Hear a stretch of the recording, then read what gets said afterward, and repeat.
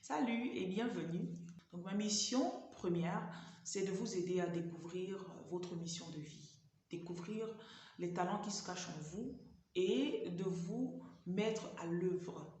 Et cela ne demande pas une seule année, cela ne demande pas 2 ans, c'est toute votre vie. Aujourd'hui, je vais développer avec vous sur l'abandon. Donc je me rappelle, j'ai commencé on va dire ce long chemin il y a de cela 8 ans. Et 2 ans plus tôt, j'avais accepté le Seigneur comme Seigneur Jésus comme Seigneur et Sauveur. Et progressivement, je me suis rendu compte que je ne suis pas née par hasard, que je n'étais pas juste un accident entre mon père et ma mère, parce qu'ils ne se sont même pas mariés après. Il y a des moments où je me disais, peut-être je suis juste une erreur. Donc progressivement, j'ai appris qui je suis. Progressivement, avec des auteurs comme Miles Monroe, Sunday Adelaja, il y en a encore d'autres. Je me suis rendu compte que je suis unique, que ce n'était pas seulement mes empreintes digitales qui étaient uniques. De temps en temps, j'ai douté et voilà, ça m'arrive encore. Parce que parfois, dans le développement personnel, on se dit mieux de cette personne. Vraiment, quand je vois la coach là, elle n'a sûrement jamais de moments dépressifs et tout ça. On traverse tous des moments où notre foi veut osciller ou bien tomber. Mais ce sont les actes qu'on pose qui vont nous permettre soit d'y rester longtemps, soit d'en sortir rapidement.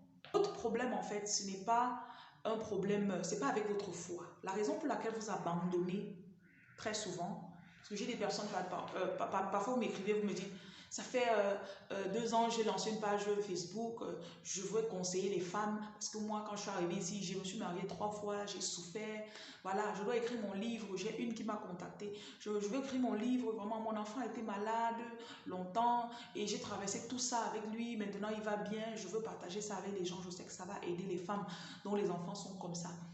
Et j'ai tellement d'histoires, vous m'avez déjà raconté tellement de vos histoires. Et certains d'entre vous, jusqu'aujourd'hui, vous n'avez pas pu faire. Ouais. Vous n'avez pas pu faire ce que vous avez vu au départ. Je voudrais que vous compreniez que ça va vous attendre. En fait, c'est là, ça vous attend toujours. Je ne vais pas vous dire le nombre de fois où j'ai repris ma chaîne YouTube et après, j'ai eu des circonstances. C'est comme si une tempête arrive et après, je me dis, est-ce que je dois continuer YouTube ou pas? Votre appel, votre vision, votre mission est toujours la même. Ce qui vient vous freiner, ce sont les choses que vous écoutez, ce sont les personnes dont vous vous entourez et ce sont les endroits où vous partez. Je vais expliquer. Supposons, nous deux on se lève, on croit qu'on a le même appel. Voilà, je vais écrire un livre pour parler de ma vie. Nous deux, on dit la même chose. L'une d'entre nous se met dans une relation avec un gars qui ne veut absolument pas qu'elle soit connue, qui ne veut même pas qu'elle écrive quelque chose, qui ne veut même pas qu'elle se rapproche des médias. Une personne se dit, bon, pour l'instant, je n'ai pas de copain, voilà.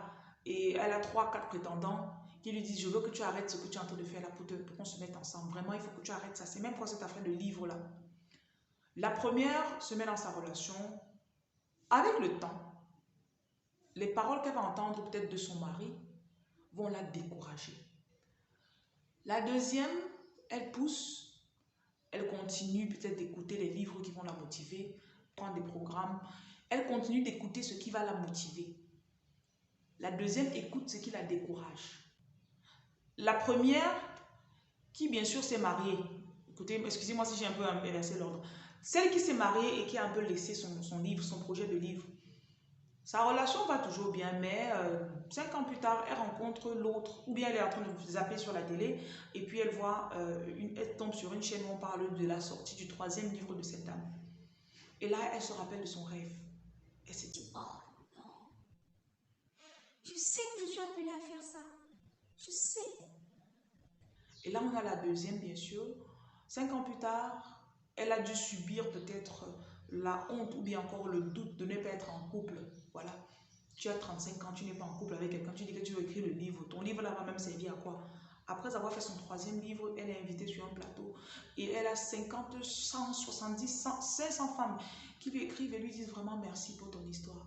Merci parce que tu as pu sortir ton livre. Merci, ce livre quand je l'ai lu, ça m'a aidé. Les 2 femmes dans leur contexte, ça fait 5 ans sont passés. Mais il y en a une qui a écouté des choses qui n'ont pas permis que le rêve, la parole qu'elle avait reçue puisse germer et porter des fruits. Et on a une autre qui a choisi de se mettre dans le bon environnement, qui a permis à ce rêve de se développer. Et ainsi, sa foi a pu germer et donner naissance à des livres et un rêve. Sans choix personnel. Et vous devez assumer vos choix. Je vais vous donner l'histoire de cette dame. C'est une amie à moi. On s'est rencontrés en Angleterre en 2015. Elle était avocate, bien payée dans son pays. Et elle s'est dit, je veux aller en Europe. Donc, elle me retrouve en Angleterre. Et quand je la rencontre, elle est enceinte. Et voilà, elle n'avait pas de papier. Elle a donc dû abandonner son boulot d'avocat parce qu'en Angleterre, sans papier, même si tu as un diplôme de président, tu ne peux rien faire. Donc, elle a dû laisser cela pendant 3 ou 4 ans. Et je me rappelle, pendant qu'on parlait souvent, elle avait des rêves. Je rêve vraiment d'exercer en Angleterre. Je veux devenir une avocate puissante en Angleterre. Je veux. Voilà les rêves qu'elle avait, dont elle me parlait souvent. Donc, on avance des choses. Ça, c'était 2015. Elle me recontacte en 2021. 6 ans plus tard. Elle me dit, je suis mariée, j'ai mes papiers. Quand j'ai eu les papiers, j'ai eu l'admission à l'université pour devenir infirmière. Mais je ne me vois pas en train de soigner les gens. Non. Et j'ai ce rêve qui me revient. J'ai vu récemment une femme qui est de mon pays, congolaise. J'ai vu une femme comme ça, elle est devenue, elle est rectrice d'une université en Angleterre. Et ça m'a rappelé mon rêve que j'avais il y a de cela 6 ans. Et là, elle me dit, je t'ai appelé parce que je sais que tu vas me dire, tu sauras quoi me dire. Voilà, j'ai 2 enfants, j'ai une bonne situation, on a déjà une maison, on a tout. Mais j'ai ce rêve qui brûle en moi. Vous savez ce que j'ai fait? Je lui ai rappelé qui elle était quand je l'ai rencontrée. Je ne lui ai pas dit arrête ceci ou fais ça, non. Et je lui ai bien sûr rappelé que ce rêve arrivera à la vie par son choix. Soit elle va poursuivre, et on n'a pas dit un rêve ne sera pas toujours facile à poursuivre. Soit il ne viendra jamais à la vie, soit il viendra à la vie et ça dépendra de toi. Je me rappelle de cette femme déterminée que j'ai rencontrée il y a 6 ans. De cette femme qui encourageait les gens, de cette femme qui n'abandonnait pas, de cette femme qui marchait derrière le home office pour qu'on lui donne ses papiers, qui courait derrière les avocats, malgré le fait qu'elle ne parlait pas la langue, elle ne parlait pas encore l'anglais. Mais elle ne se laissait pas abattre. Elle parlait le petit anglais qu'elle pouvait, elle mélangeait les mots, mais elle disait quelque chose. Tu sais, je sais que cette femme est encore en toi. À la fin, elle commence à pleurer. Elle me dit, tu sais, j'avais oublié qui je suis.